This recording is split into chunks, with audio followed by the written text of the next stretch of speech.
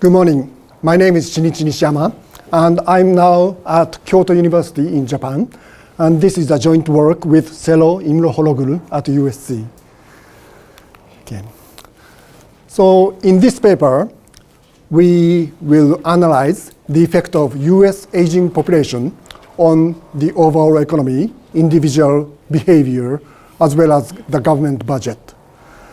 So first, let's quickly look at the possible effects of the aging population or demographic changes, especially in the US.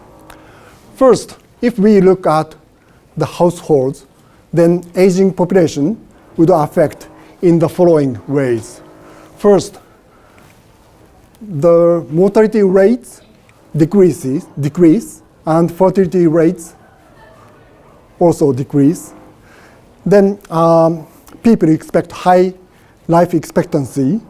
Then individual households would likely save more by working longer for their retirement. And also with fewer children, people may spend differently because they have fewer dependent children. But the second part is not considered in this paper.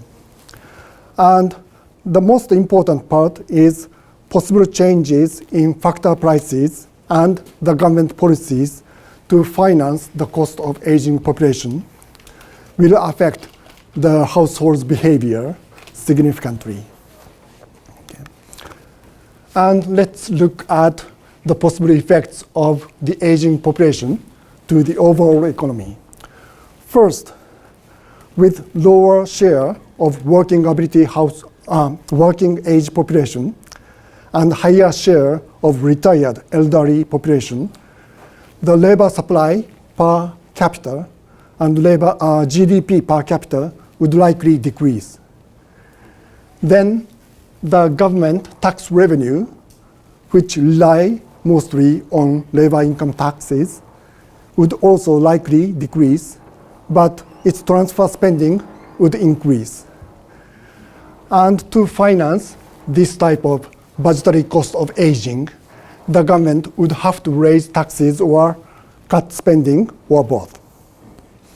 And these fiscal policy changes, such as tax reform and social security reform, would affect significantly the overall economy through the changes in individual decisions.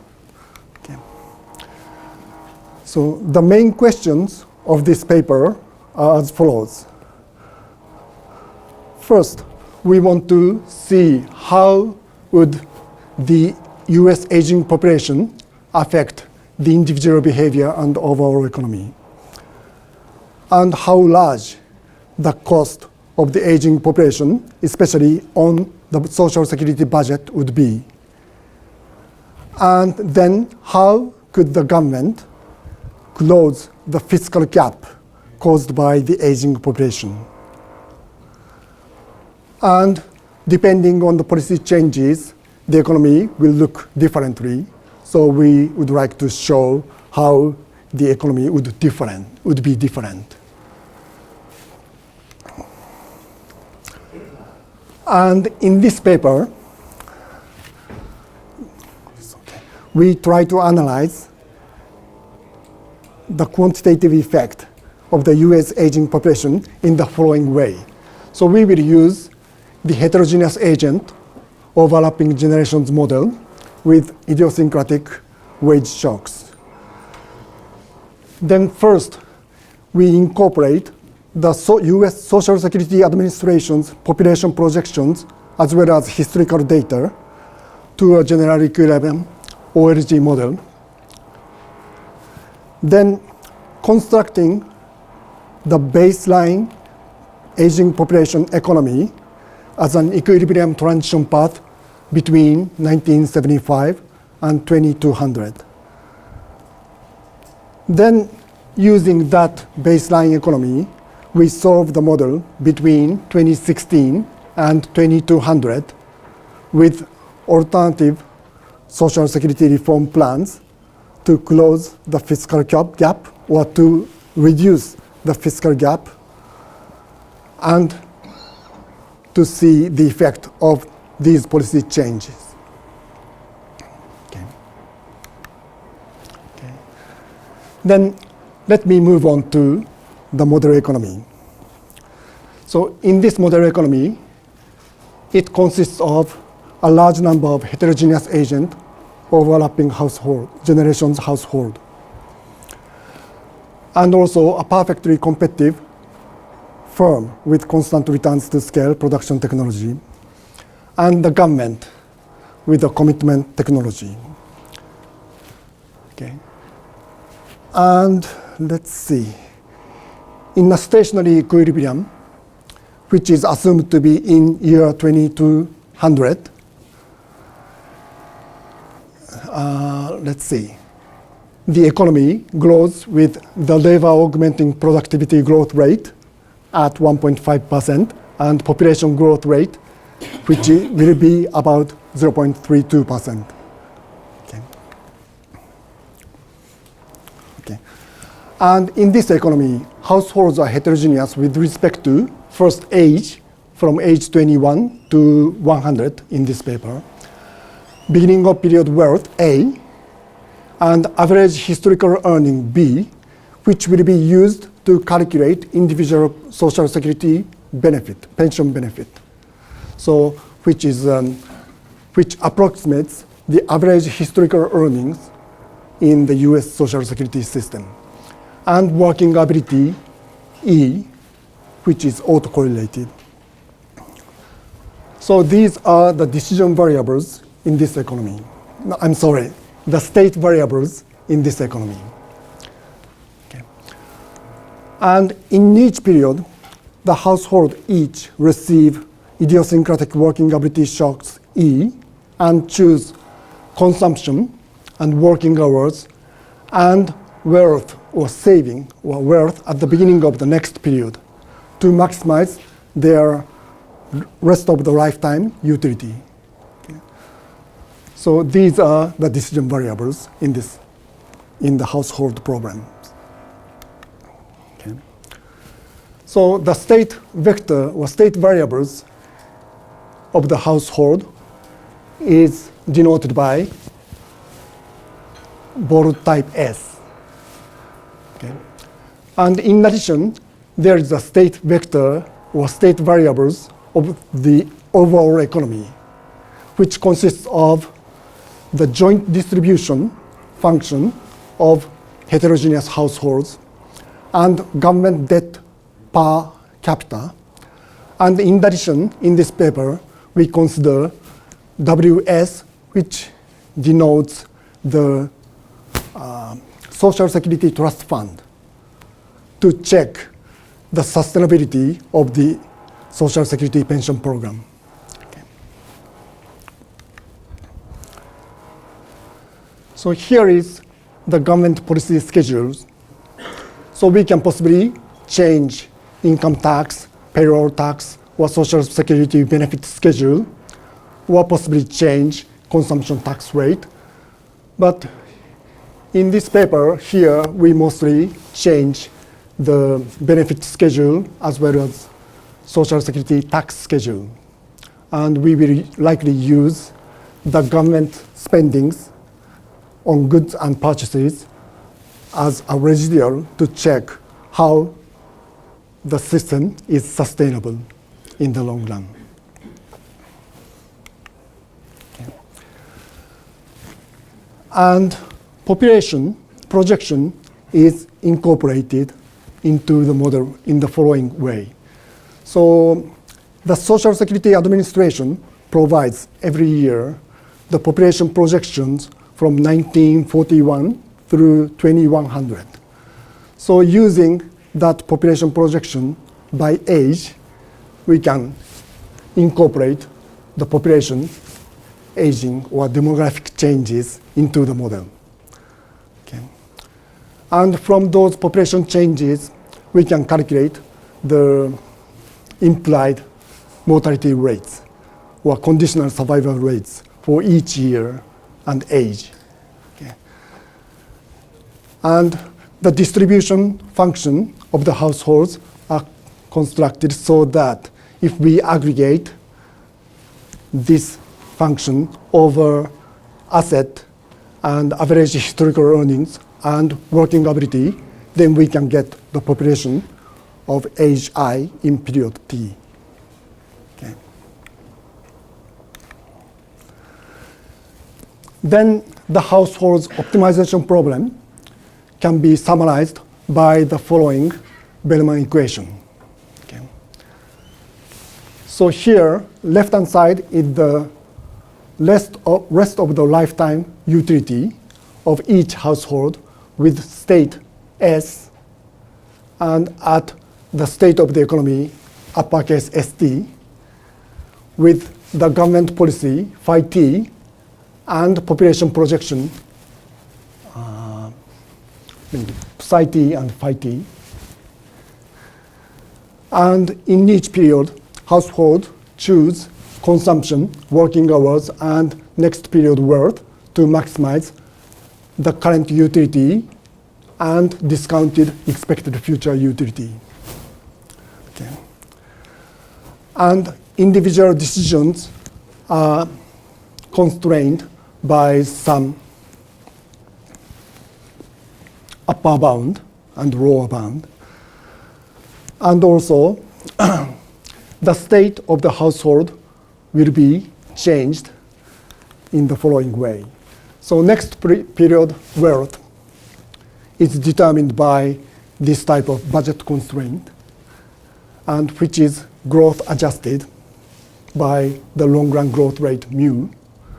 So basically, initial assets with capital income and labor income and possible transfers from the government, net of tax payments and consumption will be the next period worth.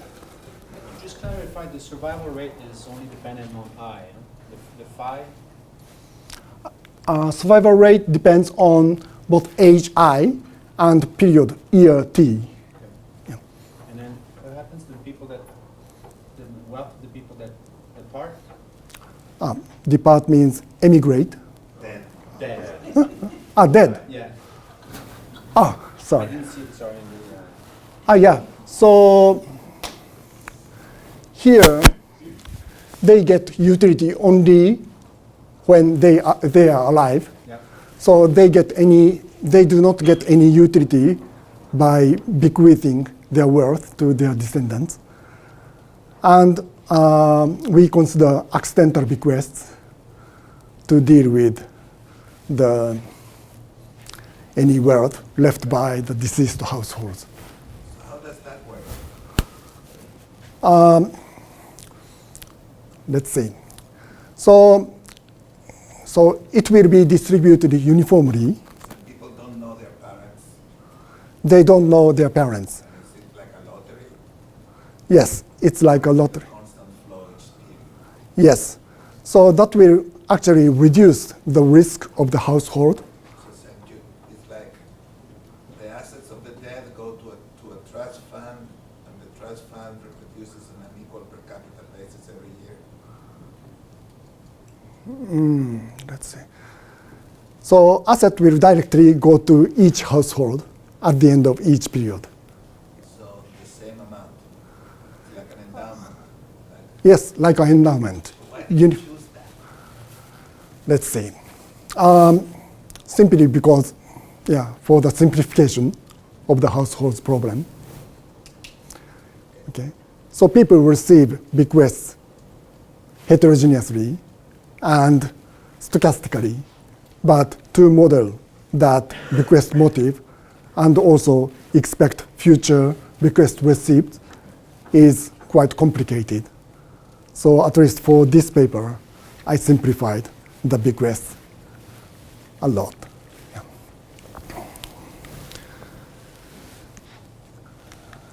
Okay, let's see. And here is the law of motion of average historical earnings, which will determine the future Social Security pension benefits. So basically, the average historical earnings are calculated between age 21, income in age 21 and age 65 in this paper. And average is calculated recursively, so updated each year by using this kind of formula.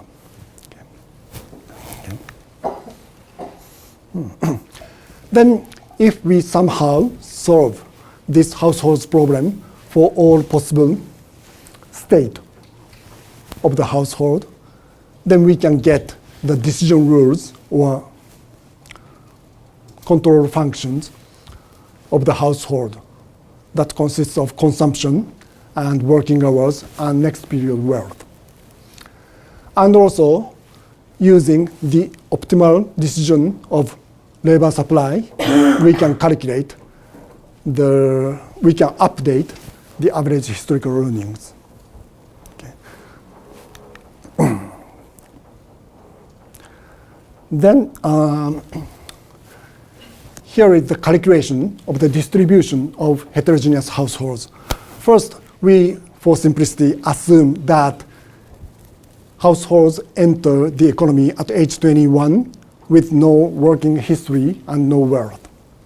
So the distribution of households depends on the distribution of working ability, E.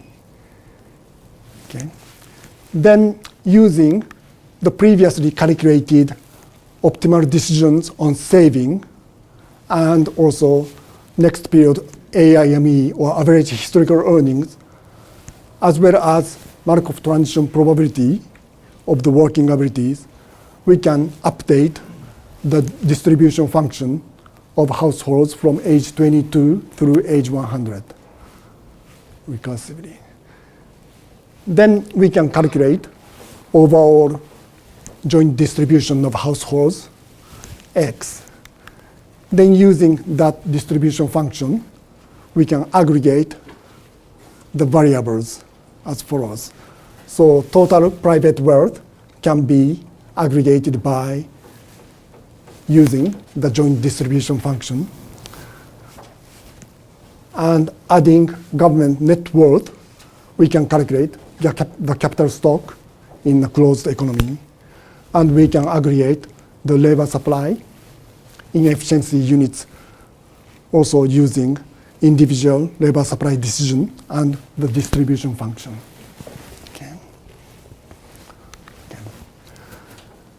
Then in the general equilibrium economy, we can also calculate the equilibrium factor prices.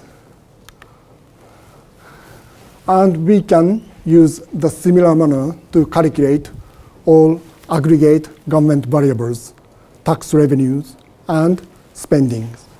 Okay.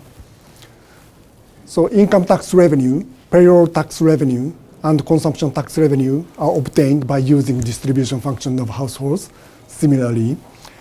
And also government purchases and lump sum transfers, if any, and social security transfers are also obtained by using the joint distribution function of the households.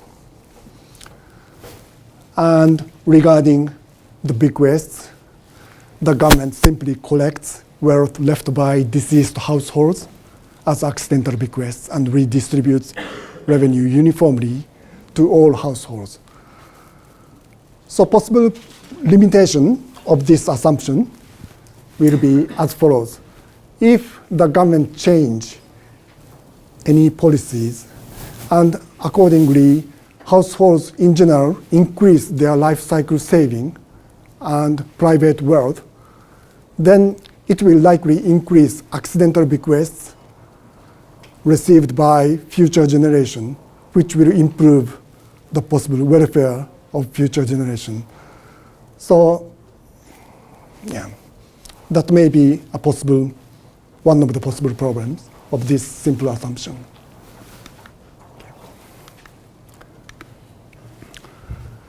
And here is the government's intertemporal budget constraint. And we can possibly endogenize the government net worth or debt by using this budget constraint. But in this paper, we, in general,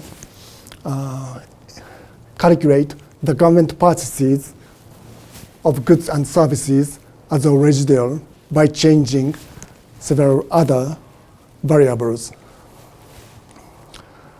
And we also calculate the path of Social Security Trust Funds, WS, for accounting purpose to check to what extent the policy change will affect the Social Security pension system. Okay.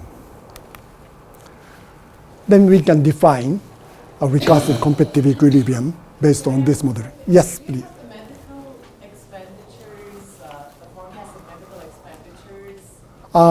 Not in this paper. So we exclude, for example, any issue about sustaining the HI Medicare program. So roughly speaking, in my previous calculation, let's see, in the US case, the fiscal gap of the entitlement policy is about 3% of GDP if we compare the present discount sum of deficits and GDP. And if we exclude Medicare program from that discussion, then fiscal gap is reduced to 2% from 3%. So, yeah, in that sense, yeah, discussion in this paper is a bit optimistic by excluding at least 1/3 of the problem in the United States. Okay.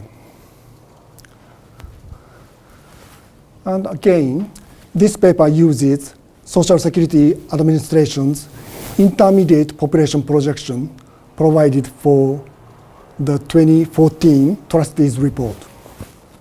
Okay. And the Social Security Administration provides the projection up to 2100, year 2100. So this paper extrapolates the projection through 2200 by using the projected mortality rates between 2099 and 2100, as well as age-specific fertility rates in 2100, estimated from those in 2006. So another possibly optimistic assumption is after 85 years, we assume that population aging will be stabilized by construction. And so currently, the population growth rate in the US is 1% or a little less than 1%. But if we use the population projection of the Social Security Administration, then it will be reduced to around 0.4% in year 2100. But by using the assumption such that fertility rates and mortality rates are fixed after 2100, then the population growth rate in the long run will be converged to 0.32%, at least in this model economy. Maybe it's a naive question, but why did you want to go all the way to 2200? I mean, it seems like awfully far. Yes. Is it because, so there's some population aging until 2100, and therefore you need some transition after that to a new steady state? Yes. The main reason is we have to first solve the model for a stationary, steady state equilibrium in the long run. So we have to create that kind of economy. Then to do so, we have to have almost stationary population distribution at that time. So we cannot directly use 2100 population to solve the model for a steady state. So we have to extrapolate the projection. Yeah, that's. So here is the pictures. Here are the pictures of historical population and future population projections. Okay. So the possible problem to incorporate, possible difficulty to incorporate the aging population to the model economy is that the current age population distribution is not stationary. Okay. So if we look at the 1975 historical population distribution, we can see the baby boomers around here. Okay. Then in 1995, baby boomers shift to here. And in around 2008, so baby boomers start retiring. So here we can see the baby boomers around here. So some of them have already retired, and some of them are still in the labor force. And one of the biggest possible problems of the aging population in the US is the retirement of these chunk of people. So let's see. Simply, if these people retire and move from here to here, then that will increase the transfer spending by the government and decrease tax revenue received by the government. Okay.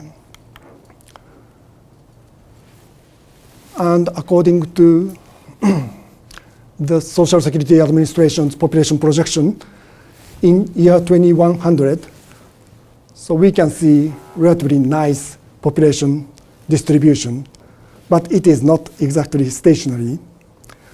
So if we extrapolate the population projections by using some simple assumptions of constant mortality rates and fertility rates, then we can see that in year 2200, the population distribution will be almost stationary, so that we can solve the model for a stationary equilibrium.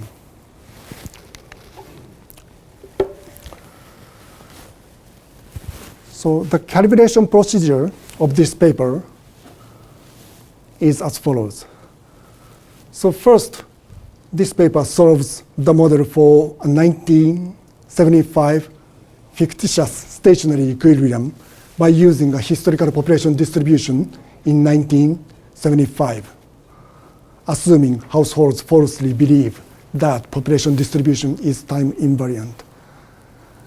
Then paper next solves the model for 2200 stationary equilibrium, then solve it for an equilibrium transition path between 1975. Yeah. So you have data in 1975. Yes. Have you looked at the actual wealth holdings in 1975? Um, Or did you use that? I didn't use that. That's what you said. Yeah. Why didn't you do that? Why Okay. The purpose of this paper is analyzing the economy between 2016 and possibly 2100. that you used 2016 as an initial condition? You used the wealth distribution of 2016. Yeah, so during, by solving the model for transition path, I can construct the 2016 joint distribution of households. You can construct a joint distribution. Yes, that is consistent with the model economy. The question is that does it look like the data? Not really, but it's always difficult to replicate the wealth distribution. Very easy, just impose it. What I imposed is capital GDP ratio and some other aggregate variables to be consistent with the 2015 US data. But I didn't try to match the distribution of the model economy to the US data. Yeah. Okay. Yeah. So So to construct the aging population baseline economy, we solved the model between 1975 and 2200. And repeating this many times and trying to match the model economy in 2015 to the US economy in terms of some aggregate variables. Okay. So I say the model is calibrated to non-stationary 2015 US economy in this manner. Okay. So are you implicitly assuming that 1975 is the beginning, like the interesting demographic shock starts in 1975? That's why you need to go back to 1975? Not really. I simply chose 40 years ago from the first year of the policy experiment. So we thought that if we have 40 years, then households can adjust the wealth until 2015 or 2016. Then in this paper, I meant to cut off the first 40 years because that is not accurate, and use the rest of the years for policy experiments to compare. Yeah. Things that are striking, I would say, about 2015, Mm-hmm. are the very low rates of return Yeah. and very large concentration of wealth. Yes. Whatever numbers you come up with have to be respectful of the very low wealth of the median people. Is that something you impose? Were you concerned about those two things, or just the average wealth to income rate? Yeah. What we considered is just average wealth to income ratio. So this is the wet dream of Republicans, like all wealth is equally distributed or relatively Yeah. well distributed, so Okay. median people at age 50 have a lot more wealth than they actually do. Does that happen? Let's see. Yeah, I probably have to check more about, let's see, wealth distribution of middle income households. But at the same time, we can possibly ignore the skewness of wealth distribution in the United States for extremely wealthy households and extremely high income households, because Social Security program in general is for average workers. And yeah, The reason why I'm saying is that yeah. yes, you're completely right on that. But if your target means and you don't have the wealth concentration, your model is imputing the wealth holdings to people who actually don't have it. So the welfare calculations will make these people look happier Yeah. than they would actually be, because they will make them wealthy. Okay. That's Saying that the obsession, this nationalistic American obsession, that interest rates have to be endogenous. And they're uniquely determining that. okay. So I think, yeah, what I was also concerned, yeah, there are at least two things I was concerned.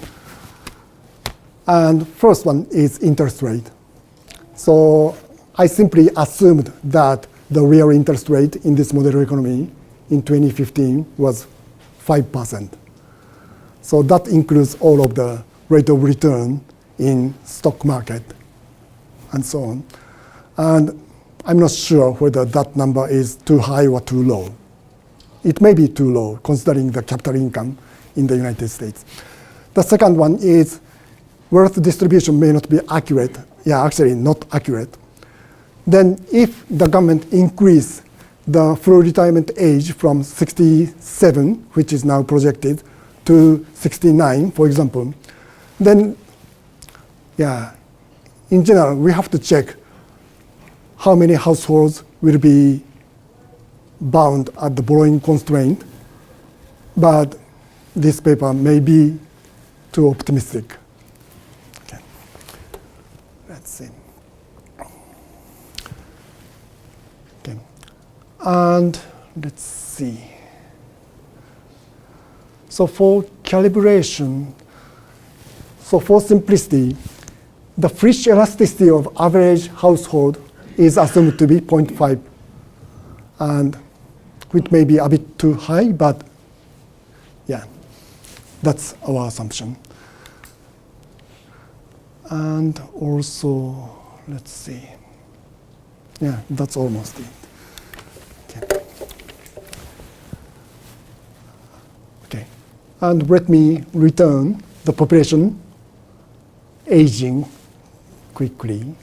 So here is the comparison between the stationary population distribution and current realistic population distribution.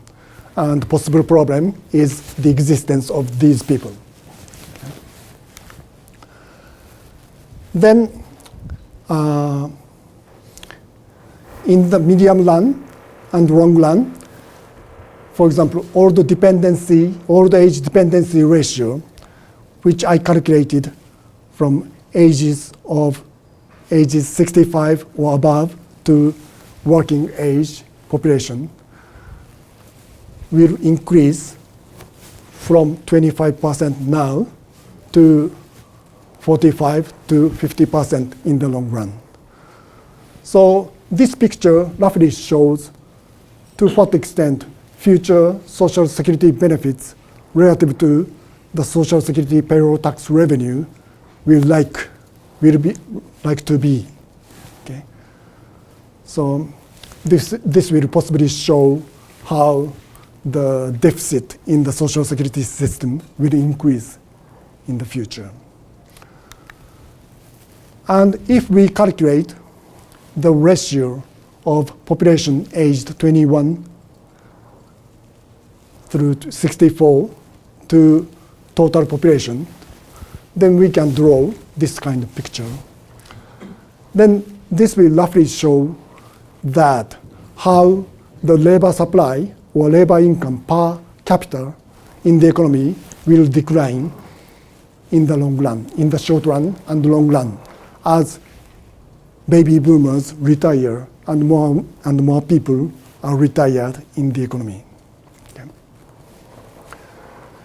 Then here is the aging population baseline calculated from the heterogeneous agent OLG model.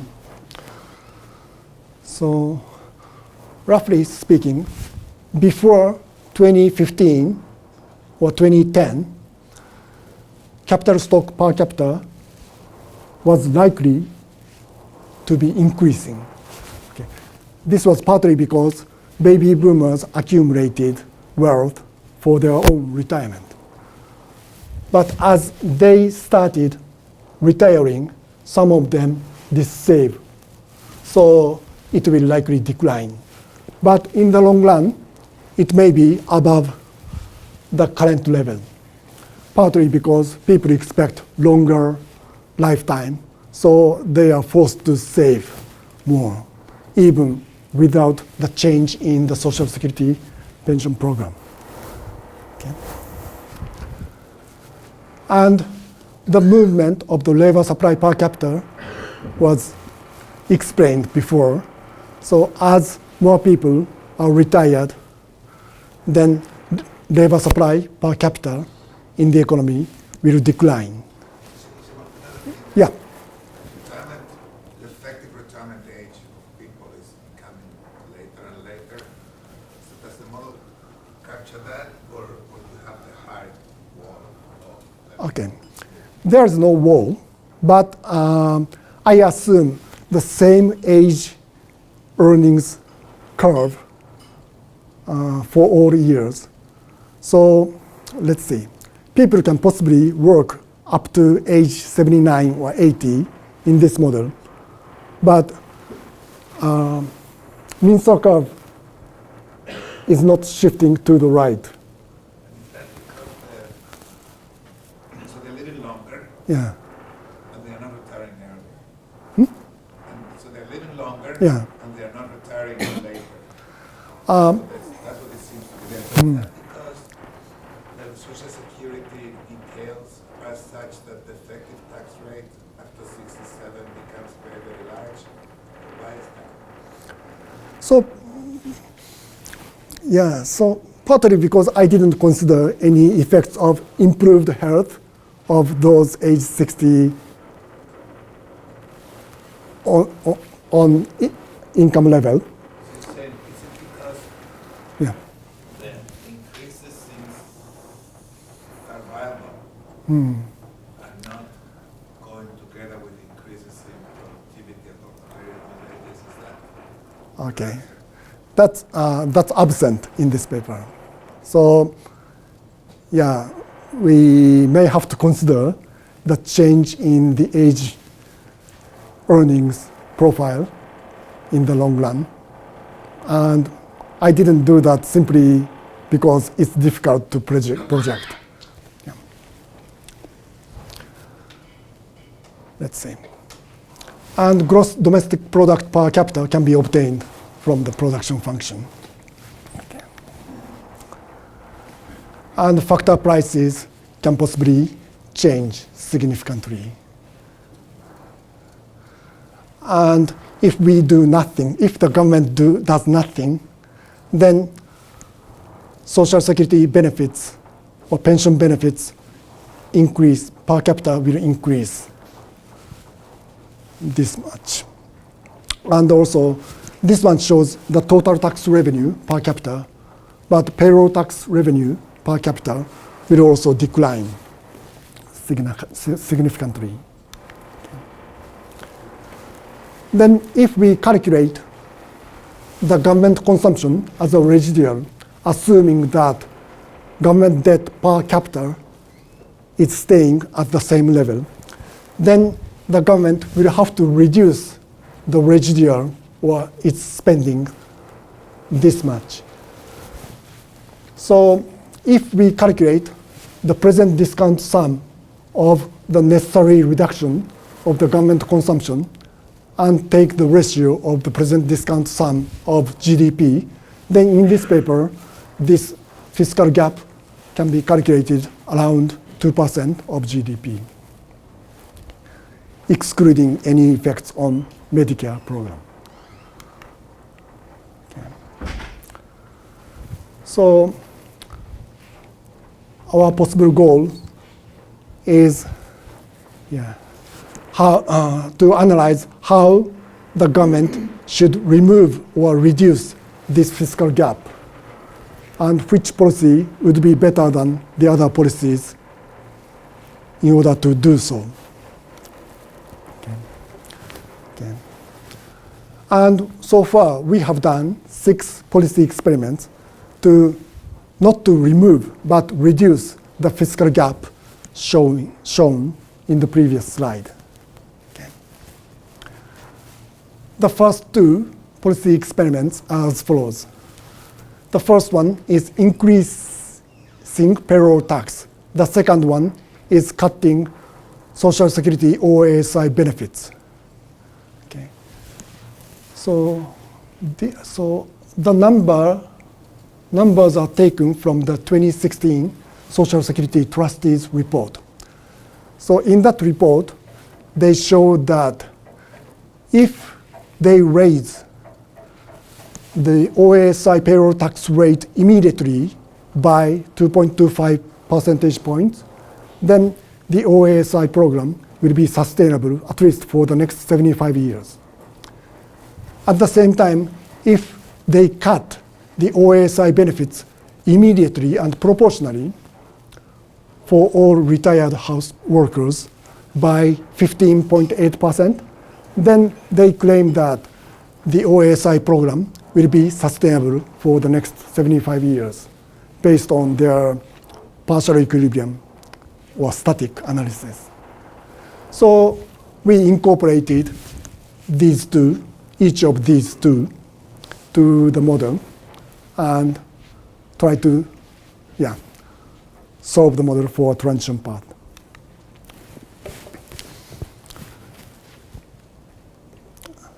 And here is the result. First, if the government increase the payroll tax rate by 2.25 percentage point, then that will increase the size of Social Security pension system. Then there will be a crowding out. So overall wealth will be reduced from this solid line to this dashed blue line. Okay. However, if the government cut the benefits, then that will reduce the size of pay-as-you-go pension system. Then there is a crowding in, so that will increase the private wealth and capital stock in the economy. And the effect of these policy changes on labor supply may be modest. Okay. Let's see. However, if the government cuts future benefits, current and future benefits, then there will be larger labor supply from negative income effect, and also wage effect. So let's see. Basically, negative income effect. So labor supply per capita will increase if the government reduce the pension benefits. Okay. And gross domestic product per capita can be obtained simply from capital stock and labor supply. And private consumption per capita can also be calculated. So if we reduce the OSI pension benefits immediately, then the consumption of current old will also decrease significantly. So the reduction of consumption in the short run will be much larger in the benefit cost case than in the tax increase case.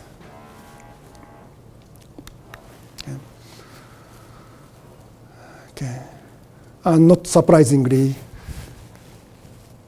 when the benefits are cut by 15.8% uniformly and proportionally, then benefit per capita will be reduced this much. And if the tax rate is increased, then payroll tax revenue per capita will increase. Sorry for this noise. I am trying to stop it.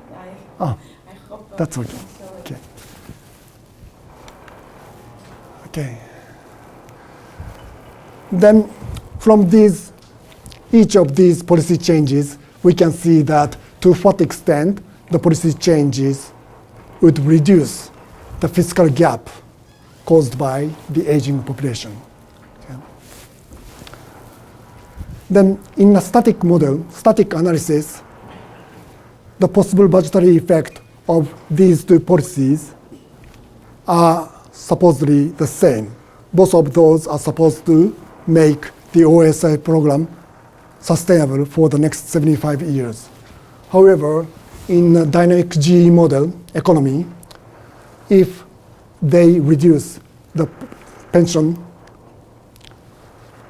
benefits by 15.8%, then that will result in a larger decrease in the fiscal gap.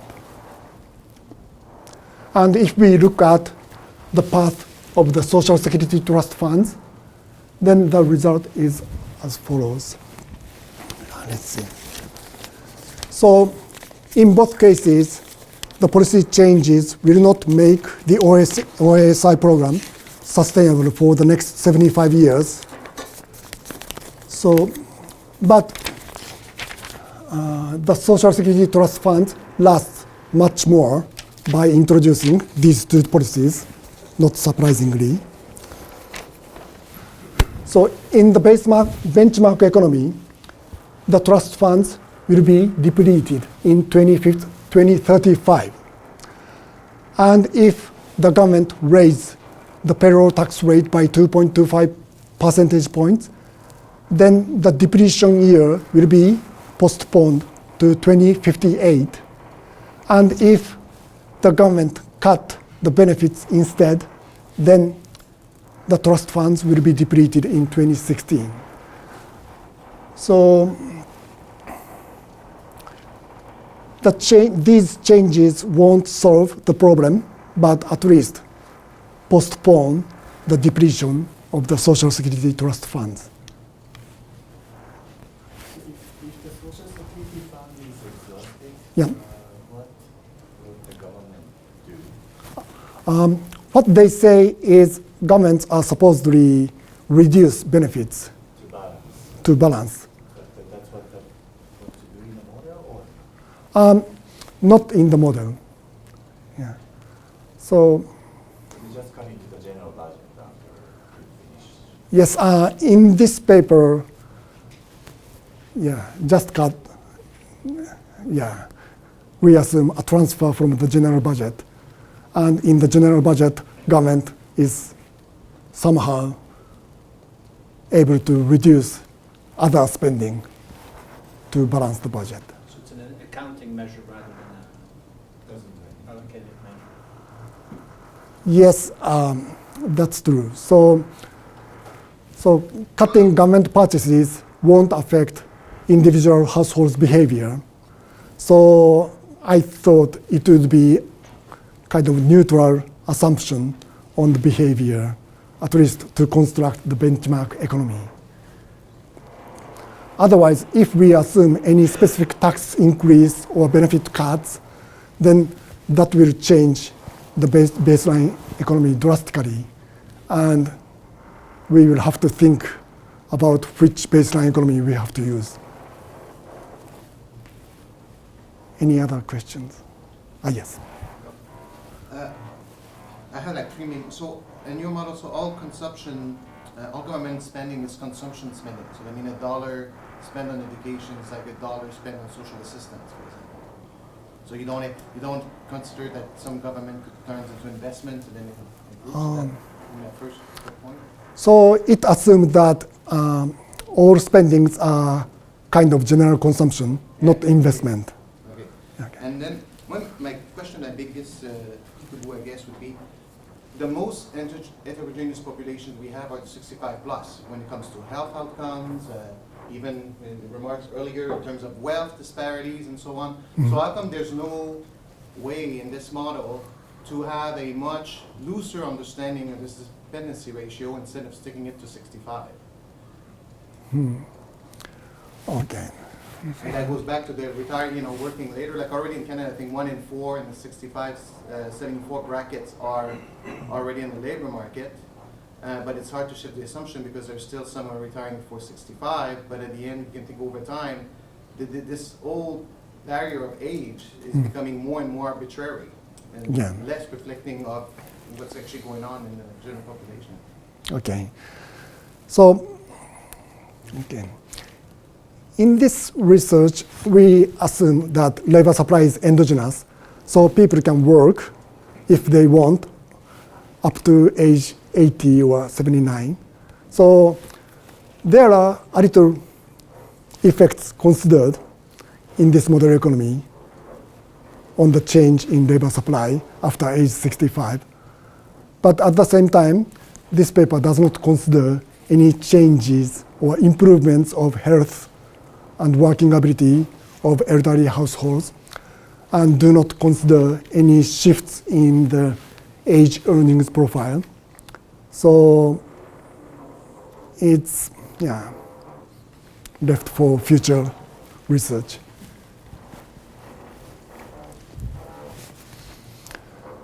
Okay. The amount of benefit is adjusted if you retire later, or it's the same? Okay. In this paper, so for simple calculation, everyone can receive benefits at age 66 or 7 based on the current law Social Security full retirement age. So it implicitly assumes that any delayed benefits can be adjusted actuarially fair manner, so that present discount sum won't change.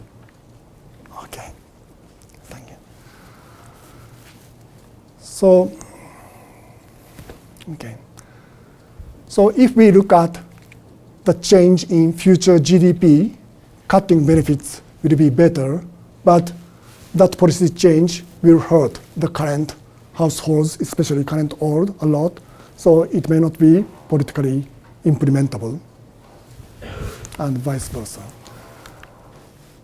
And there are 4 other policy experiments we conducted so far for this paper. Another one is this one. So the current OSI program has a maximum taxable earnings, which is about $118,500 in 2015 and 16. So people have to pay payroll tax for OASDI program up to earnings of this level. And above that, they don't have to pay for the OASI payroll tax. And because of that, OASDI taxable earnings can be much lower than the total earnings, total taxable earnings for the Medicare program. And if we calculate the ratio of these two, then the ratio, the share of taxable earnings is declining from 90% to 82.5%. So we try to analyze the effect of removing this cap completely and calculate the effect of the policy change on the economy and the government budget. Okay. And the slides show the results of these policy experiments. The first one consider removing the payroll tax cap, and also that will possibly increase the benefits of high-income households in the future. And the second one only consider removing the tax cap for the tax, but not benefits will not be increased in the long run. I'm sorry, yeah. But let me skip to show the result.